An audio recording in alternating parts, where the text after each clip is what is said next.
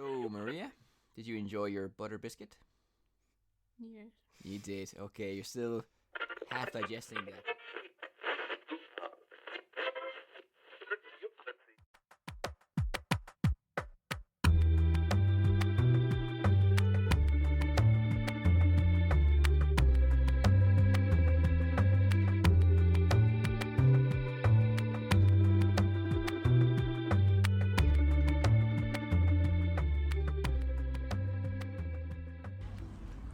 When you hear the words Football Club Barcelona, you might think, with all their corruption, paying off referees, mismanagements, they're further birds. But now, they really are further birds because they've published a book which ties in with what we're going to talk about in this podcast about all the fauna that exists in the Camp Nou, in the Barcelona stadium. So the bats that are there at midnight, the birds that circle when they blow the full-time whistle around the centre circle and everything as well. Vultures. Not vultures, finches or doves or pigeons, who knows what they are. Catalan birds. And this is going to be a very sensorial podcast today. That's why we're coming at you again from the Retiro Park with this ambient noise in the background. We have birds, we have people walking past. We had an old guy in a kind of pedal car minus a wife or a child to justify him being in there, and a kid who's playing football with his father who 10 minutes ago fell to the ground clutching his leg like Cristiano Ronaldo saying, I'm injured. So, but before we get to all of that, that'll be all part 2 stuff. But as I said, it's going to be sensorial, it's going to be aural, it's going to be focusing on the senses, what we can see, and also colour and these wonderful things. But before that, part 1 of the podcast, and speaking of the podcast, this is the People Will Talk podcast. Joining me on the park bench for a drink from a can and a brown bag is Maria. Hello. I'm still here. Very good. Did you know bird is also old-fashioned slang for a woman? Unfortunately, I do, yes. I could mention something about Big Bird from Sesame Street. You know what I'm referring to, but we're going to keep it out of the podcast for this episode. But no, before we get to that stuff in part 2, let's talk about what we went to last week. That's actually quite relevant for what we're going to talk about. You can probably hear 2 old people talking very loudly. We went to a new museum. Madrid is a cultural hotspot. Lots of museums, really. But it's very rare you actually get to go to a new one. You could literally smell the varnish and the newness of this museum. And do you remember what it's called? Fundación Masabeu, so it's a private collection. It is a private collection, but now it's in a permanent museum which you can go and visit and see. So it's on display, which is a good thing. This is what permanent or private collections should be like.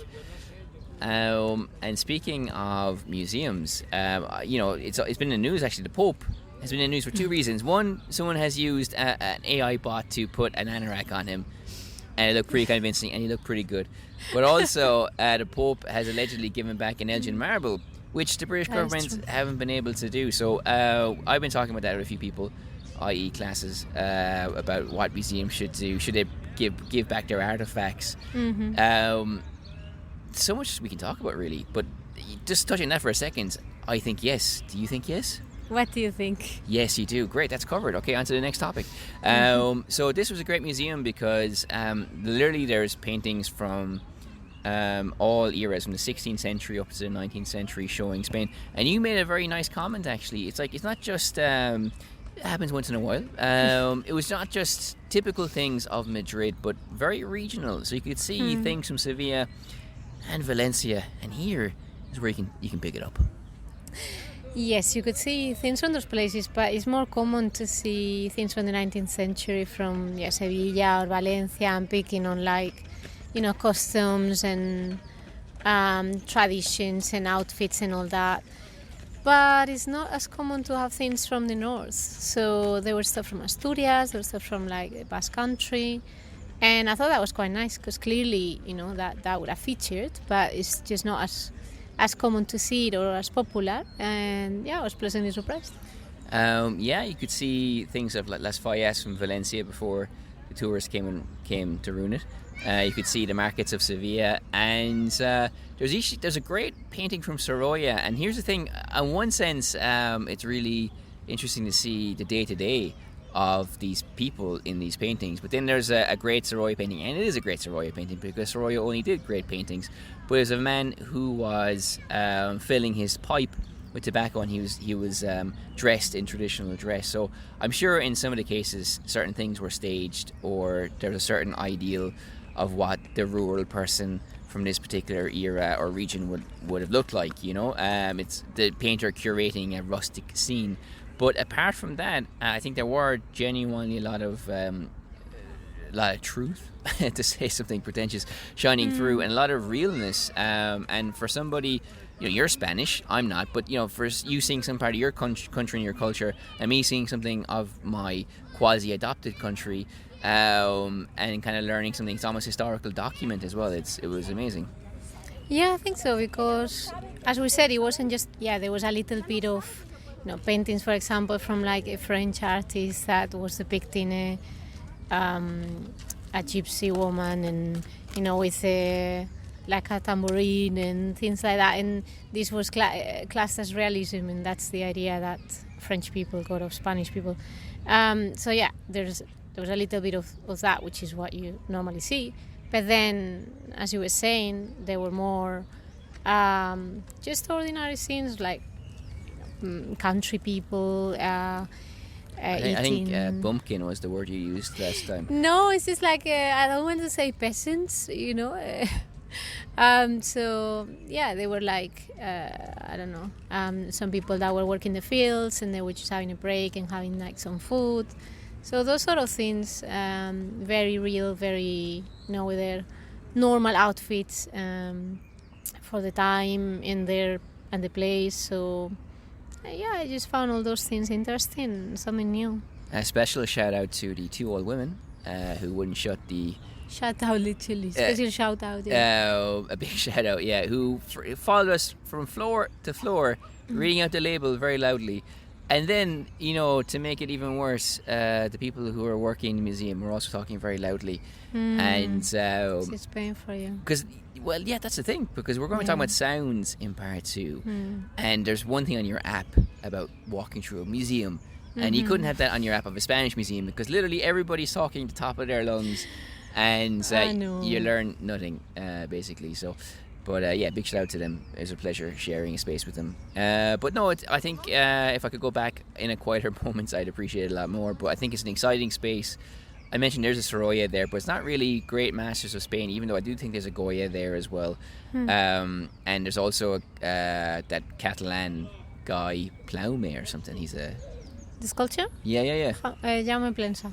Yes, Plaume. Well, mix of Jaume and Plensa, Plaume, yeah, close enough. It's his new nickname. So it's in kind the courtyard, yeah, it's kind of contemporary and historic stuff as well. So definitely worth a look in, I think. Yeah. No, it was really surprising. I didn't really know. So just a dog on the loose, I know. He was trying to climb on you. Oh, really? Didn't notice.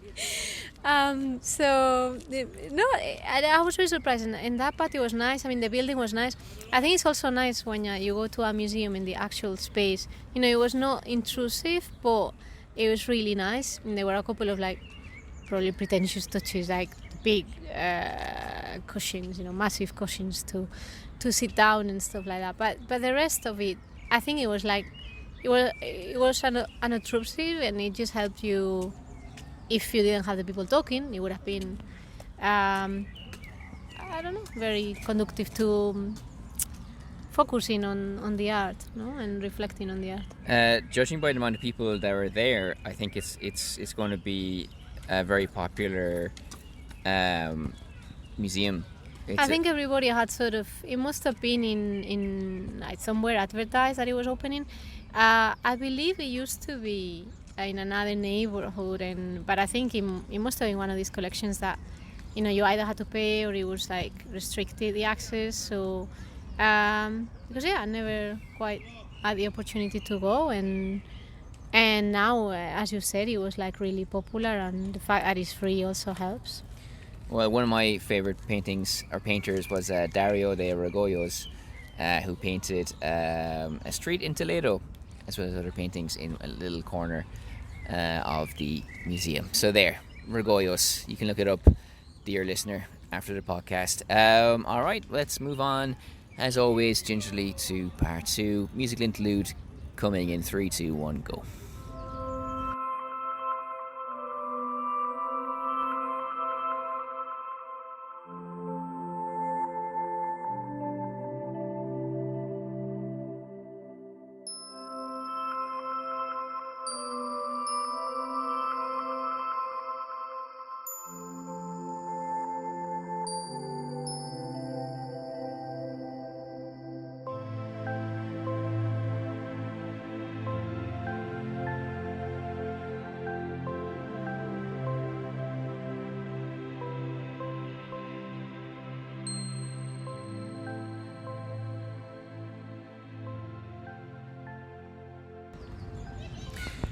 Welcome back to part 2. So, you might have heard of ASMR, weird people whispering into microphones for your sexual gratification. Well, this isn't it. This is not it. This is something different.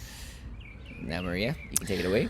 Oh, well, I mean, I remember when I told you that I tried listening to that, you were like, it's just obscene. And I mean...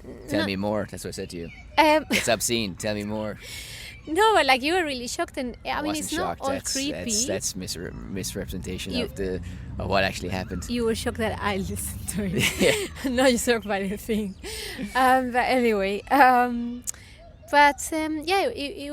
wasn't obscene. It was just creepy. I don't know, because like the one that I listened to was supposed to be like a mother kind of like combing your hair or something, and you know, it's just it's weird. It's kind of ASMR is creepy is one way, but it's also very specific things, and it's always somebody either kind of whispering about it if you don't know what it is, or you're hearing the sound of someone combing your hair or something like that. It stresses me out. It's a new trend though, because like I've noticed even on YouTube there could be playlists of songs from the 80s, and it's like you're driving on Santa Monica Boulevard on 27th of February 1984, you know, and it kind of sets the scene. So it can work. Not with ASMR, it doesn't work there. It works with those YouTube playlists, and it also works in apps like the Cam app as well, and Soundscapes. Now, there are certain things like pink noise and green noise and white noise and all that kind of stuff. That does absolutely nothing for you. What is it anyway? Can you tell us what it is? The app? No. The white noise and the pink noise and the green noise. Oh, it's all the same to me. I don't know. It's just like... static. Yeah, probably. It's like... when you couldn't quite... when the TV... When you got like snow... It's we were like the analogic era. Before digital TVs. Do you remember this? Are you too young for this? Okay. Yeah. It's that kind of like noise that something is not tuned. I don't know, it works for some people. I've heard like people that have like tinnitus, or, you know.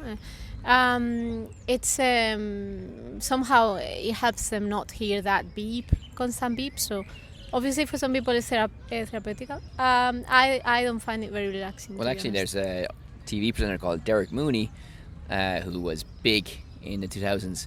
And he has tinnitus, and he apparently listens to the radio every night because if he doesn't have it on in the background, he can't go to sleep.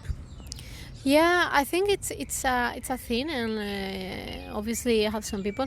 But I think with all the sounds and all the other sounds we're going to talk about, it just depends. I mean, some people find like rain relaxing, and other people just, get stressed because they want to go to the toilet or something. Mm-hmm. So... I don't know, trains, for example, some people find relaxing, but there are all sorts of soundscapes, and some of them, I was saying to you, I find a bit bizarre. Well, it depends what kind of person you are as well, because if you're a visual person or an aural person, I don't know, because there is something called slow television, where it's very popular, even on mainstream TV. I think in Norway, they did one a few years ago where they showed they put a camera on a train, like a 5-hour train journey from one point in Norway to another point in Norway, and you just watched it as it ambled through the countryside. In other words, like just watching a fire burning, and people say it's very relaxing, and it could be philosophically a reaction to this hectic world, because now, since the pandemic, apparently 45% of British workers said they would actually prioritise family and free time more than work compared to prior to the pandemic. So there is that's from The Guardian. That's where I get all my information. And, so I can kind of understand the TV thing, the slow TV thing. I really I've never sat down to watch 5 hours of a Norwegian train, but I could tune into it. Genuinely. But the soundscapes, you played a few samples to me. Some of them are like cityscapes, and they have titles like Mexico City or Dublin, and there's a picture there. So the title does a lot of the legwork, I think, because it just sounds like any kind of generic cityscape you get from a generic, stock sound website. If you're doing it, for a documentary or for a video, you need some people on the street as a background noise. You download that, like the background noise right now. Like this, we could upload this without us talking and say it's Los Angeles 1974, right? And maybe that would work, and you're curating a mood and an atmosphere and everything else, and maybe that's artistic and creative as well. But it's kind of cool. I'm not knocking it completely. It reminds me of like those playlists that going back to the YouTube playlist that you showed me, of like inspired by, I don't know, Hopper, for example. So like they're cool. They're cool, yeah. And they work. Yeah. But don't skip into the paintings. Just wanted to say that. Fair enough. But but you enjoy some of the sounds. Tell us more. You're the user. I'm just a spoofer. So tell us about your user experience and what's worked for you and maybe why. Yeah, well, it's something that I toyed with getting it a few times, but I never thought it was quite worth it. But recently I wanted to have some help with relaxation, and I thought I could give that a go. And obviously the app has a lot of things like meditation and things like that. But the soundscapes, at first I thought like I wouldn't like it so much because, I don't know, we were talking about this the other day as well, about how there's something satisfying about songs and when, for example, the words of the song, the title of the song arrives and then you hear it, it's kind of like it's complete. It's like it makes sense. Or when you're listening to a song, most of the time you're waiting for like the chorus, and otherwise you get a bit stressed. So with this it was the same for me, because I thought, well, if there's not an end to it, then I don't think I'm gonna find it relaxing.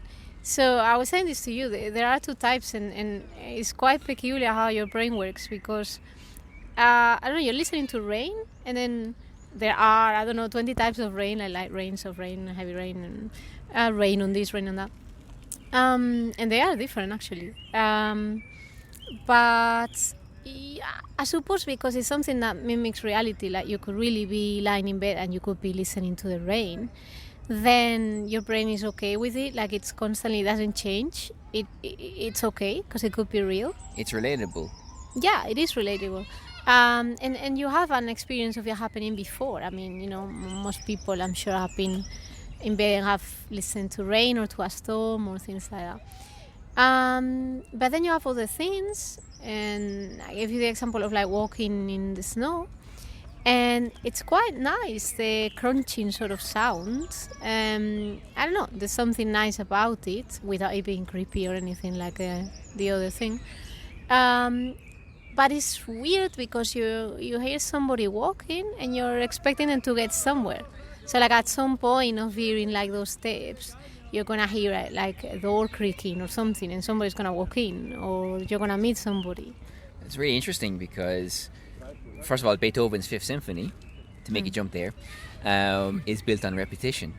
Mm-hmm. So it's a very powerful, successful song or score or whatever, piece of music, composition, because it has that repetition and it plays with that repetition. So each, note is kind of playing with what came before.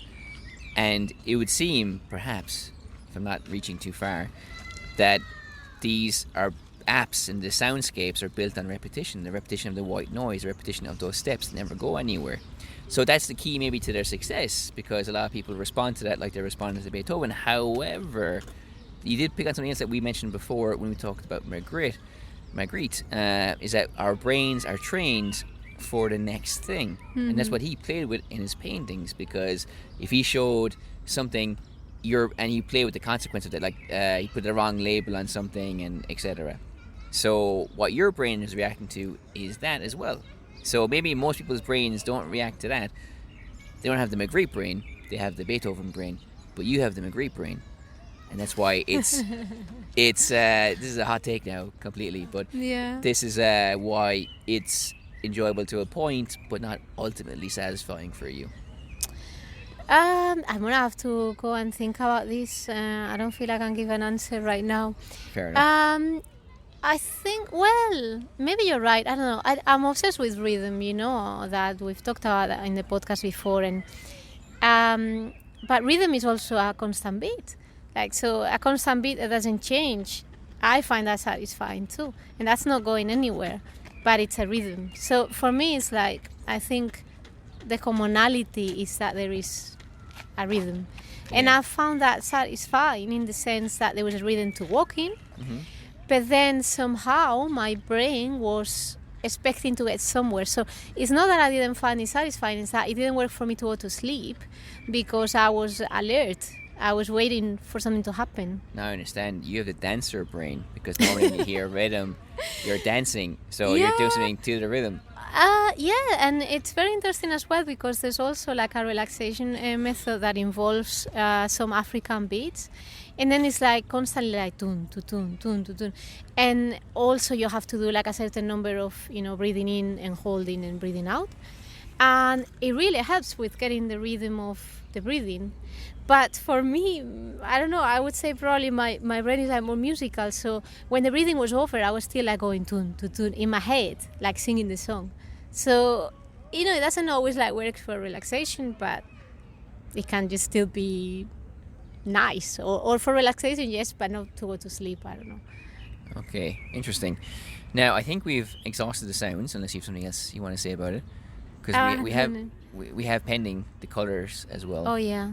No, I mean, just things like a tumble dryer, I find annoying enough it like you got a washing machine going off like when you're trying to sleep.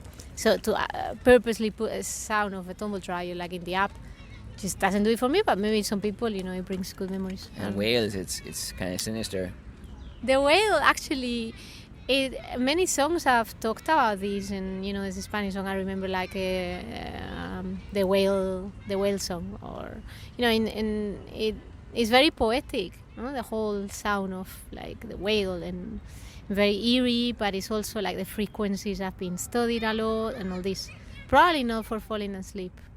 Well, we might have mentioned this on a previous podcast episode, but the whale song, which is effectively its language, does change every 7 years.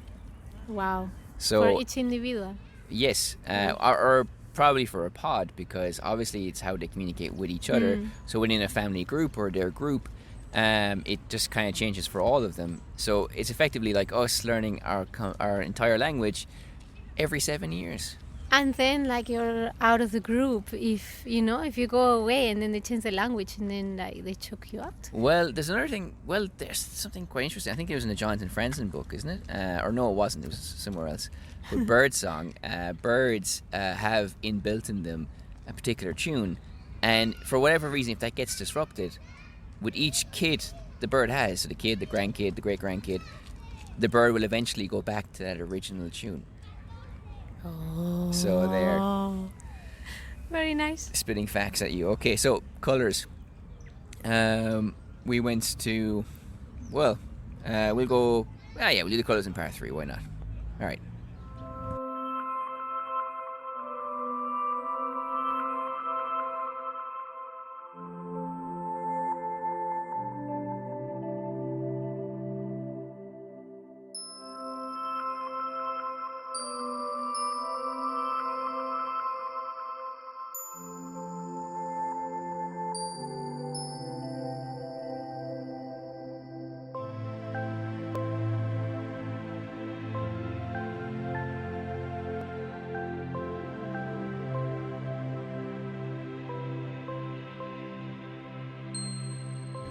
And welcome to part 3. So Casa Arabe, our usual haunts, had on the top floor what looked like an IKEA showroom, but on the bottom floor a whole section on Moroccan colours, their symbolism and their theory of colour as well, which was fascinating for us because of the content that was there, but also we did see in the Fundación Telefónica a few years ago the Eurocentric perspective of that. I think even Isaac Newton wrote a book about it.